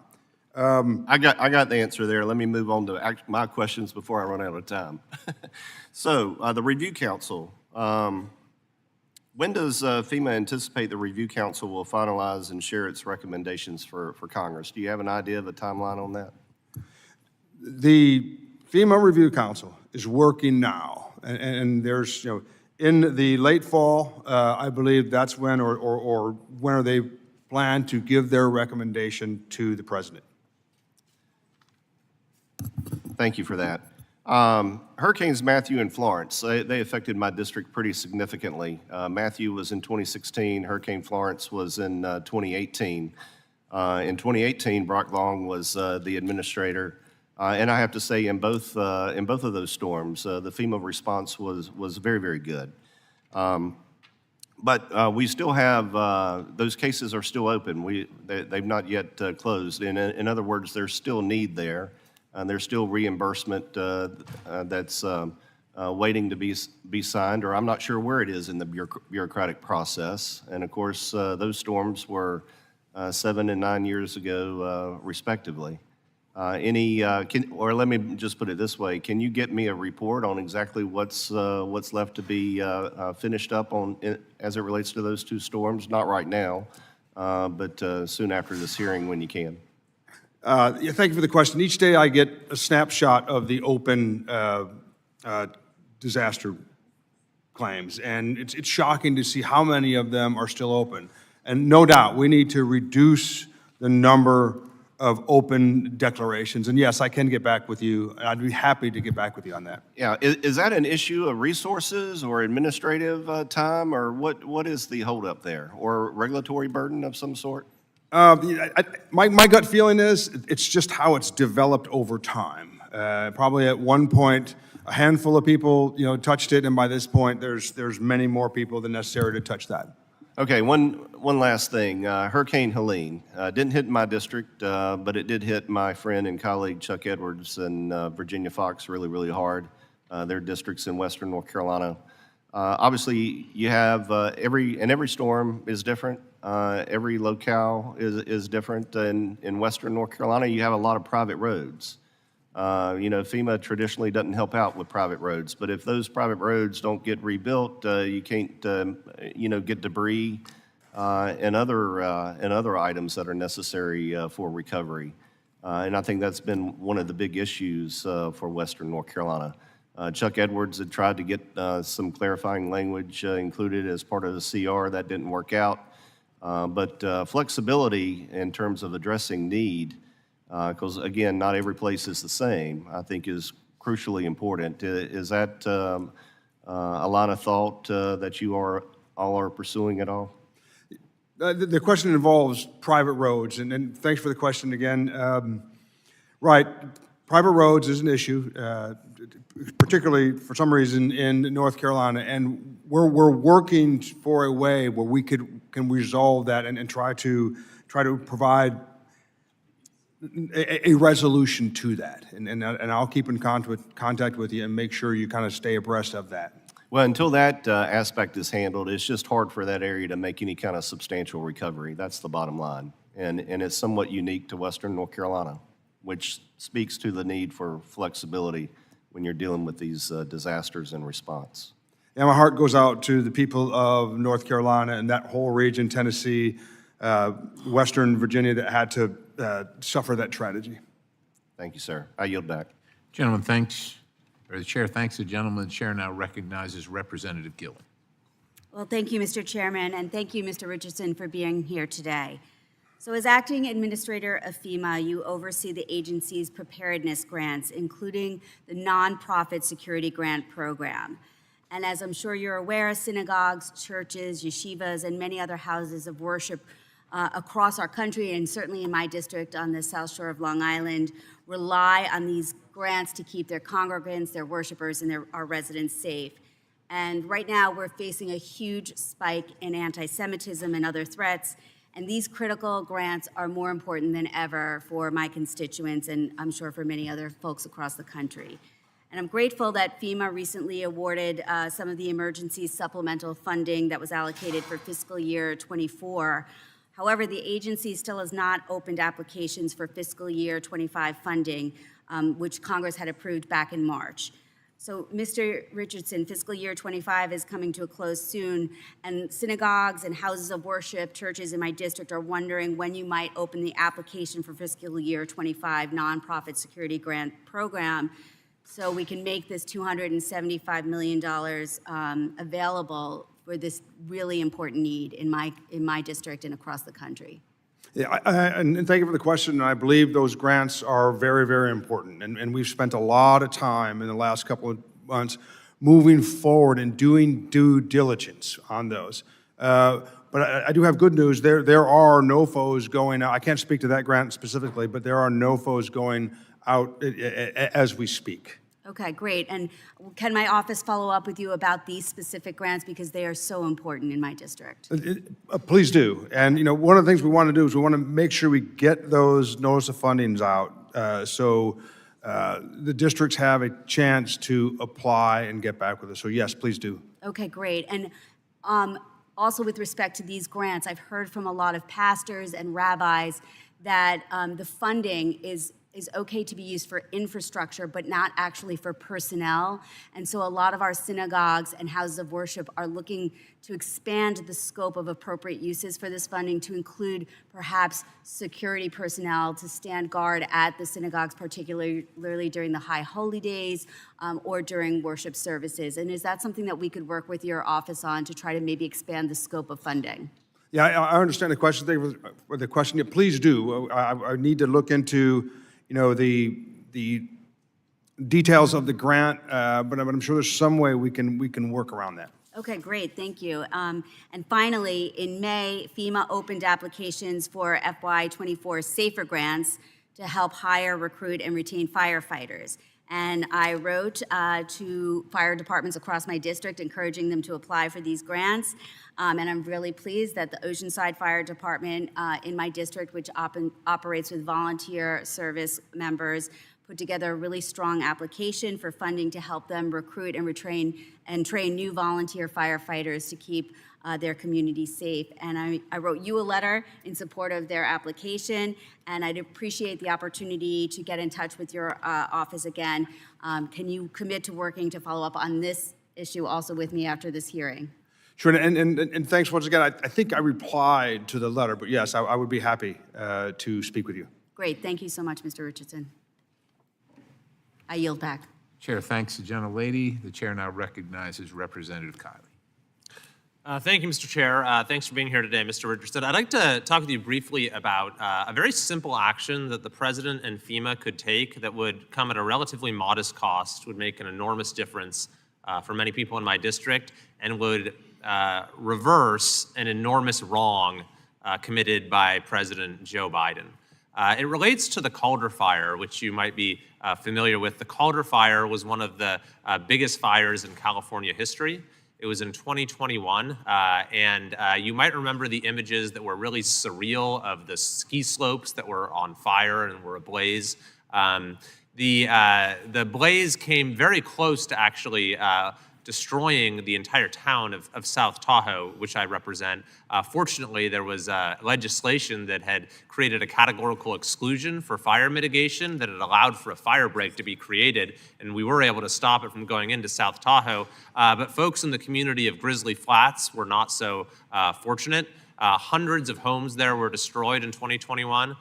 The fire was so massive that Joe Biden actually came and visited shortly after and did a tour in a helicopter. And then he made a promise to the victims in Grizzly Flat that he was going to help, that the federal government would support them. He said it was a federal responsibility. He then broke that promise. Joe Biden's FEMA denied individual assistance to the victims of the Calder Fire in Grizzly Flats on multiple occasions. I spoke with the president about it personally, and he said he wanted to correct the wrong. He never did. And so these folks now, several years later, many continue to suffer with the rebuilding process. Many are still just camped out in RVs or trailers on their property, and they still have not received the individual assistance that they're entitled to. So FEMA, under President Biden, as I mentioned, denied this multiple times. But the president has the authority to grant the assistance himself. And in fact, President Trump did this during his first term for multiple wildfires in California. So my question is this something that you might be able to look into and talk with the president about to finally get the victims of the fire in the Calder Fire, the victims in Grizzly Flats, the individual assistance they deserve? Yeah, I can go both ways on that. I can talk to, and thank you for the question. I can talk to Region 10, Bob Fenton, and I can also reach out to the White House, find out where the delta is, and then get back to you with the potential way forward. I really appreciate that. And I think that, there's also room to look at the process by which these determinations are made within FEMA because, one of the things, for example, that they used in their analysis, even though there are bigger wildfires where folks have gotten the individual assistance, they, for example, looked at the income level in El Dorado County as a whole, which is where Grizzly Flats is. Even though Grizzly Flats itself is not by any stretch of the imagination a wealthy area, but they counted the overall median income of the county against the people who lost their homes within this particular jurisdiction. There's a lot of arbitrary things like that that just don't make sense. But at the end of the day, this is a promise that the President of the United States, Joe Biden, made to the people in our community, and then he broke that promise. And I'm really hopeful that the President, if he has the ability to do so, can right that wrong. I'll reach out to Region 9, I'll reach out to Region 10, and then I'll be able to get back with you. Thank you very much. Appreciate it. Yield back. Yield to the chair, in fact. I thank the gentleman. Regarding the issue of call time, I just want to reference the New York Times article, which apparently was the source for the dispute over how many people actually received an answer on the call. And according to the article, it says, according to a person briefed on the matter who spoke on the condition of anonymity. Now, like I've said before, we all have, I think, reasonable criticisms of and valid criticism of FEMA, but on this occasion, I just want to make sure we're not making judgments based on people that spoke on condition of anonymity. And further in the article, it says the agency did publish similar data on October 29, 2024, which I'll remind everybody was during the last administration, during President Biden's administration, days after Hurricane Helene barreled across the South and nearly 3 weeks after Hurricane Milton hit Florida. That information showed the agency did not answer nearly half of the 507,766 incoming calls over the course of a week. E&E News reported. With that having been said, Mr. Administrator, can you, like I said, I think we all want to level set here. People on both sides of the aisle would like to know the efficacy of the call center and the response to people calling in for disasters. Can FEMA provide that information and the source of that information moving forward? Can we get a report on that so that we can know how well FEMA is performing in that paradigm? So this is how I'll answer that, Mr. Chairman. I think we can legally share that with you. I think we can, okay? I don't know for sure, but if we can, we will. I do know that we surged support. Yeah, I understand. I think that both sides of the aisle would like again, to level set and know what that information is and the source of that information. And if there's some reason that you can't do it legally, we would like to know that as well so we can take whatever action is appropriate here in Congress. Yes. All right. I'll fully cooperate. Thank the gentleman. The chair now recognizes the gentlelady, Representative Titus. Thank you, Mr. Chairman. Mr. Secretary, I'd like to go back to the conversation about NOFOs. You mentioned it several times, said that information is out the door. That's good news because some of these are months behind. I'm particularly interested in the UASI grants. That's the Urban Area Security Initiative grants, if you're familiar with that. Those are especially important in my district of Southern Nevada and Las Vegas. We have a lot of events, large-scale events that might be subject to a terrorist attack or some other disaster. And we've seen how these grants have been very helpful. In fact, there was a report that showed where they made such a difference after the Harvest Festival shooting, which is still the largest shooting in American history. Got the Super Bowl, the F1. Want to be sure those are going out the door, and if you'll commit to checking on that and let me know so I can tell the first responders and all back home that that's coming. What I can commit to is that we've been doing due diligence on all of the grants, and we're getting the NOFOs out the door as we speak. So want to make sure we got the NOFOs out the door so that we have a chance to respond to them. I can't necessarily tell you exactly which ones, but I can tell you that they are going out the door as we speak. Okay, well, I'm glad to hear that. I led a letter to you about this with the Nevada delegation trying to encourage this to happen. So if your office will let me know if we're one of the ones that's going out the door, I'd appreciate it. Yeah, and I believe I responded to your letter, Representative Tice. Well, thank you. We'll look forward to getting that. I also want to talk about another thing that's particular to my district and to the Southwest. I wonder if you're aware of which weather condition causes the most death in the United States. I don't know exactly which one causes the most of that. I have a hunch which direction you're going on this. I'm not exactly sure. Well, you know, it's surprising. A lot of people wouldn't guess this. They'd say tornadoes or floods or hurricanes, but it's not. It's extreme heat. Extreme heat causes more deaths. Now, it's less visible than some of these other disasters. It's harder to show on TV. It lasts longer. It impacts different people in different ways, but it is the largest cause of death. And last year in Southern Nevada alone, there were 520 heat-related deaths, and we already have nearly 30 just in Clark County in my district already this year. So I've been working on getting FEMA to recognize extreme heat and be prepared to help communities deal with it, mitigate, recover, whatever. I'm pleased that I'm introducing a bill that's the Extreme Weather and Heat Response Modernization Act with our ranking member. So Mr. Stanton, we introduced that in May, and it'll empower FEMA to have more authority to help with this. So I wondered if you are aware of it or you would be willing to work with us to help us get this through so extreme heat can be recognized and addressed, because it's only going to get worse. It's not going to get better. Thank you, Representative. I do know, and I'll be glad to work with you, and I do know that the Stafford Act does recognize heat. So I'm aware the Stafford Act recognizes, and I'm willing to work with you.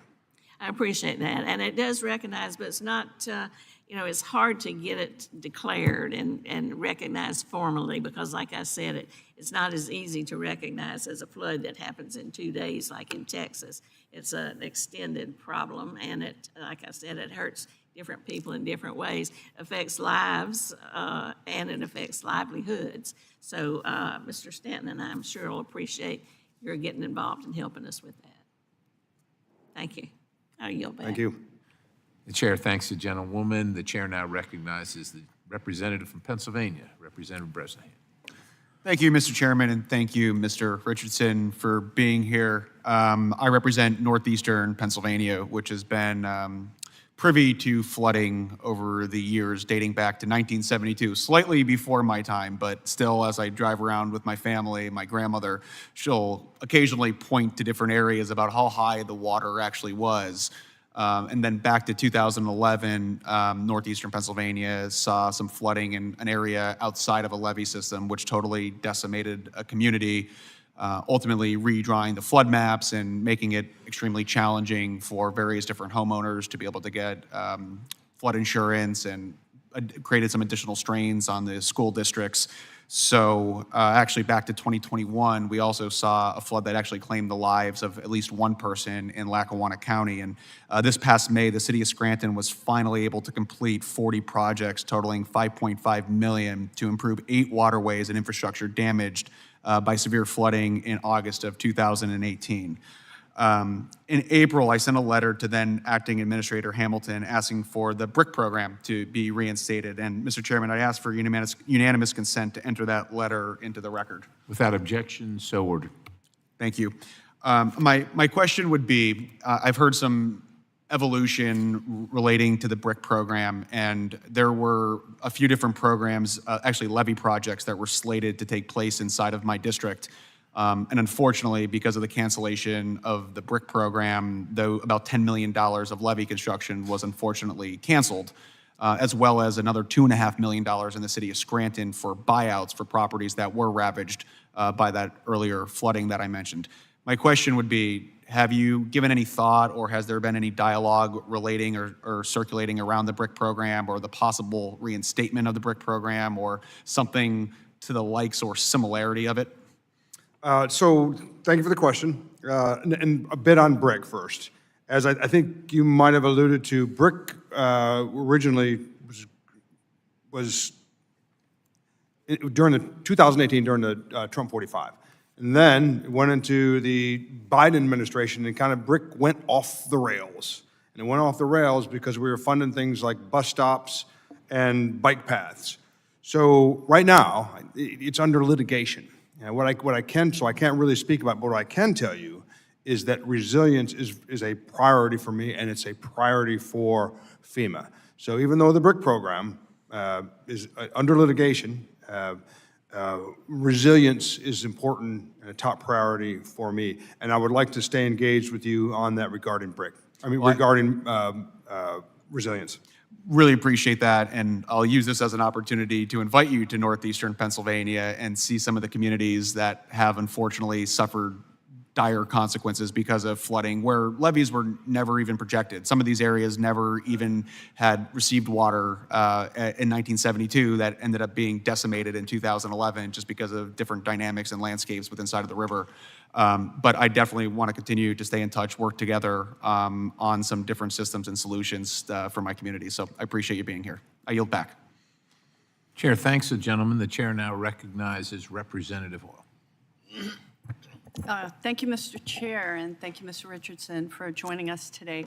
I represent the central and south coast of Oregon, very beautiful place, and my constituents have been pummeled by increasingly severe weather due to climate change. So whether it's fire or floods or heat domes or ice storm, these extreme weather events that we have not experienced before make it so that my communities and constituents had suffered greatly, and they aren't prepared. So I will echo my colleague, Mr. Garamendi, and my colleague from Pennsylvania in stressing the importance of the BRIC grant program. Because I agree with you. We have to make sure our tax dollars are used efficiently and well and not in a wasteful manner. But like Port Orford, this is a coastal rural community in Curry County, Oregon, that just had millions of dollars for water infrastructure upgrades eliminated, even though they had already been allocated. So they have to stop this project. That's not a bus stop. That's not DEI. This is absolutely critical. So I would I'd love to work with you to see how we can move forward, because now they're in limbo and there's just no other way for them to go forward without federal assistance. And I also would like to express my gratitude because last night FEMA approved public assistance of $9 million to address public infrastructure for damage that happens because of floods. But there's hundreds of families who are still waiting for federal support to put their lives back together. These people were advised not to get flood insurance because the areas had never flooded before. So the personal assistance, and even though it's like $800 to $2,000, my community, these communities are almost $20,000 less than the median income. That $800 to $2,000 make all the difference in the world for them to get their lives back on track.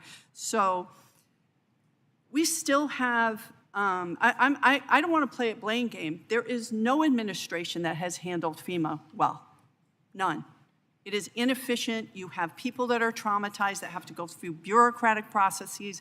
I still have 200 people upriver from me that are out of their homes from the 2020 Labor Day fires. We are waiting for reimbursement from FEMA from 2020, 2021, and every year since then. And the process is bureaucratic. We're so worried about someone not stealing a penny that we make these traumatized people go through too much. So again, would love to work with you on how we can have this be more efficient and get aid directly to people and those tax dollars working. So I have two questions. It's been over 2 months since Oregon requested a disaster declaration for these floods. When can families expect a decision on individual assistance? And secondly, is FEMA still considering changes to the public assistance thresholds that would cut off support disasters like our floods in Oregon? Because that doesn't look like reform. It looks like an action that's going to like punch people while they're down. So those are my two questions. So thank you for the questions. And flooding, by the way, is, as you know, the most costly disaster that we have. Regarding the first question, which is, could you just summarize the two questions? I'm going to jot them down real quick. So, like, first question, how do we track and when can we expect a decision on individual assistance? We got the public assistance, but this individual assistance might, in the scope of a federal budget, look small, but it's massive, massive to my communities. So all the declarations have been cleared. I was briefed on that this morning, so they're all cleared at this point. So even for the individual assistance? Yeah, I believe so, but I was briefed on it this morning, so I do believe that they were cleared yesterday. And then, is FEMA still considering changes to the public assistance threshold that would cut off support for disasters like our floods, our fires, the ice storms? I mean, these are not things we have suffered from before, and they're kind of smaller areas, so we oftentimes just get overlooked. So and I understand the question. As we currently stand,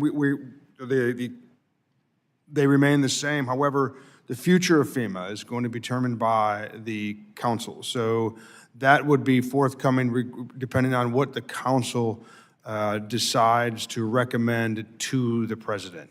Okay. And then finally, I will just say again, please do not throw the baby out with the bathwater. Do not eliminate and completely take out the BRIC programs, because they're really, really important work that's done, and we need those dollars. I get that we can disagree, or you can say that you don't think this is the way money should be spent, but water infrastructure and resilience are critical, and that is something in a bipartisan way we should agree that our federal dollars should be pointed towards. So thank you so much. Thank you. Chair, thanks the gentlewoman. The chair now recognizes Representative Carbajal. Thank you, Mr. Chair. Thank you, Mr. Richardson, for being here. I want to start by reminding all of us why these federal dollars exist in the first place: to support the American people when they need it the most. These funds are meant to help communities prepare for the worst and respond quickly when disasters strike. Mr. Richardson, you say you stayed in Washington during a recent disaster to kick down the doors of bureaucracy. But for the Central Coast and for many communities across the country, FEMA delays in reimbursements have had real consequences. Contractors, cities, counties are forced to front the cost of emergency response and recovery, straining local budgets and slowing down rebuilding efforts.